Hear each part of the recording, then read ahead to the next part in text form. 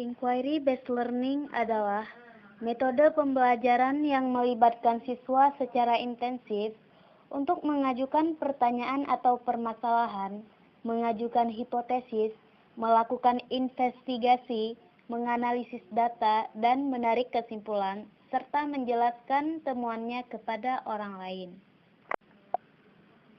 Di dalam suatu metode, tentu mempunyai suatu tujuan, supaya metode yang kita ajarkan tersebut bisa dengan mudah kita terapkan. Begitu juga dengan metode inquiry based learning ini mempunyai suatu tujuan, yaitu yang pertama adalah untuk mengajarkan siswa supaya akan lebih aktif. Yang kedua, supaya siswa tersebut dapat berpikir kritis. Dan yang ketiga, supaya siswa tersebut bisa menyelesaikan permasalahannya dengan kelompoknya sendiri.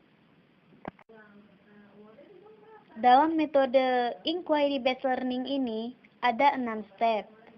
Step yang pertama adalah questioning. Dalam step ini, guru akan memberikan materi kepada siswa. Kemudian, materi tersebut akan didiskusikan secara bersama-sama. Misalnya, guru memberikan materi tentang sains.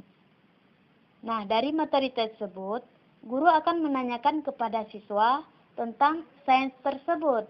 Nah, dari pertanyaan tersebut, siswa akan mulai berpikir. Dan kemudian, dari pertanyaan guru tersebut, siswa dapat mengembangkan pemikirannya dengan mengajukan pertanyaan kembali. Step yang kedua adalah collecting information. Dalam step ini, siswa membentuk beberapa kelompok untuk mendiskusikan tentang permasalahan yang ada. Step yang ketiga adalah planning and predicting. Nah, di sini dalam step planning and predicting ini, siswa mulai mendiskusikan tentang planning apa yang akan dilakukan untuk menyelesaikan masalah tersebut secara berkelompok. Kemudian, mereka juga akan memprediksikan tentang permasalahan tadi. Step yang keempat yaitu investigating. Dalam step yang keempat ini, setiap kelompok akan memprediksi permasalahan yang ada. Untuk melakukan investigating ini, tentu siswa membutuhkan media. Baik media seperti buku, menyelesaikan permasalahan dengan mencari informasi dari internet, atau bisa juga dengan mengobservasi. Selanjutnya adalah step kelima, yaitu collecting and analyzing the data. Nah, dalam step yang kelima ini, kelompok akan menganalisis kembali tentang data yang telah ditemukan. Setelah data tersebut dianalisis, maka setiap kelompok akan mewakili kelompoknya untuk mempresentasikan hasil diskusinya tersebut.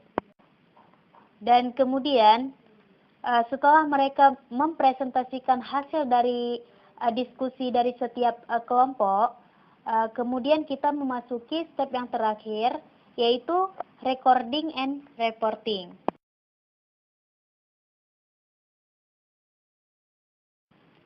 Dalam step recording and reporting ini, setiap kelompok akan merekam.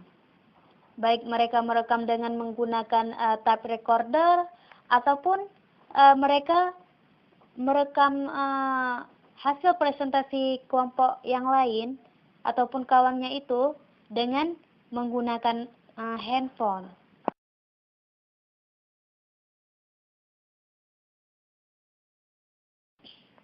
Dan kemudian setelah mereka merekam hasil dari presentasi setiap kelompoknya, maka mereka harus mengulang ataupun reporting hasil dari diskusi kelompok-kelompok lain.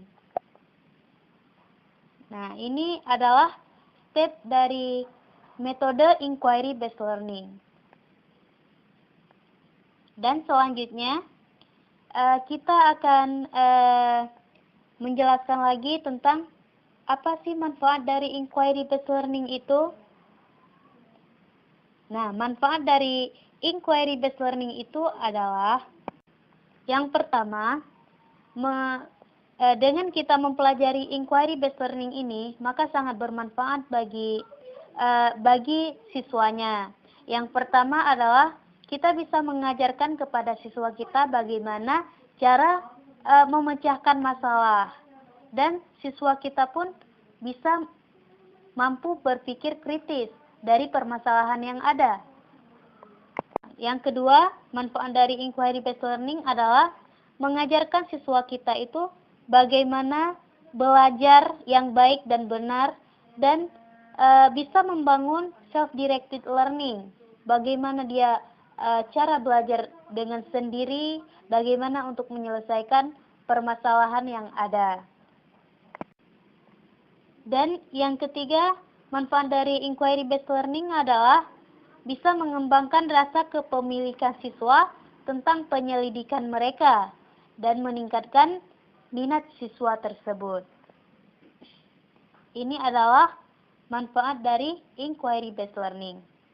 Nah, berdasarkan penjelasan yang tadi tentang metode inquiry based learning, maka dapat kita simpulkan bahwasannya metode inquiry based learning itu adalah metode pembelajaran yang melibatkan siswa secara intensif untuk mengajukan pertanyaan ataupun permasalahan, mengajukan hipotesis, melakukan investigasi, menganalisis data, dan menarik kesimpulan serta menjelaskan temuannya kepada teman-teman yang lain. Di sini, dengan adanya metode inquiry based learning, maka siswa akan menjadi lebih aktif. Selanjutnya, siswa itu dapat belajar untuk bisa menyelesaikan permasalahannya secara bersama-sama, dan mereka bisa berkomunikasi langsung antara kelompok yang satu dan kelompok yang lainnya. Dan selanjutnya adalah siswa bisa berpikir kritis bagaimana cara menyelesaikan suatu permasalahan tersebut dengan cara menganalisis data ataupun dengan cara mengobservasi, melakukan investigasi, dan lain sebagainya. Oke, terima kasih atas segala perhatiannya. Mohon maaf atas segala kekurangan. Dan terakhirnya, saya ingin mengucapkan wassalamualaikum warahmatullahi wabarakatuh.